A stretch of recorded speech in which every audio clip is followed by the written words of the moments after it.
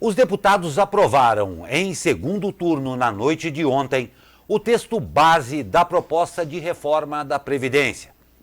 O placar ficou em 370 votos a favor, 124 contra e uma abstenção.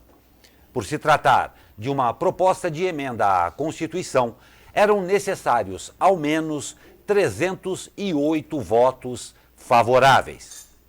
A sessão durou 5 horas e meia.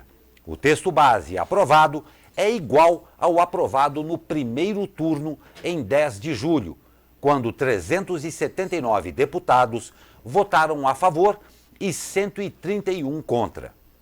Porém, para concluir a votação em segundo turno e encaminhar o texto ao Senado, os deputados ainda precisam analisar os oito destaques apresentados por partidos, para tentar retirar pontos específicos da proposta.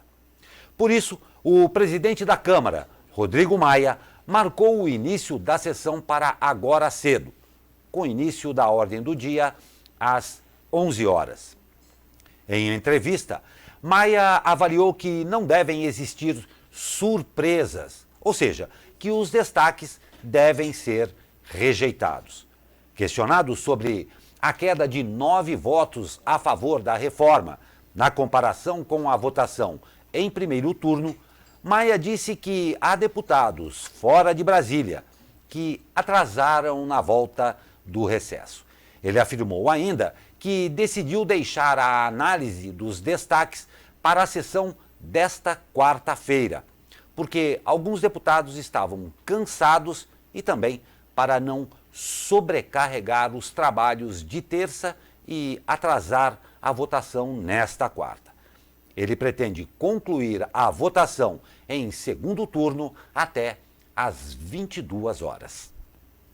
Apesar de a reforma ter sido aprovada no primeiro turno com diferença de quase 250 votos, o governo precisou negociar com deputados a aprovação da reforma em segundo turno.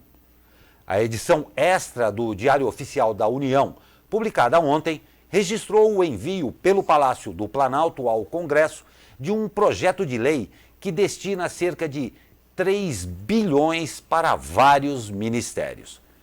De acordo com o portal G1, desse total, 2 bilhões serão utilizados para o pagamento de emendas parlamentares.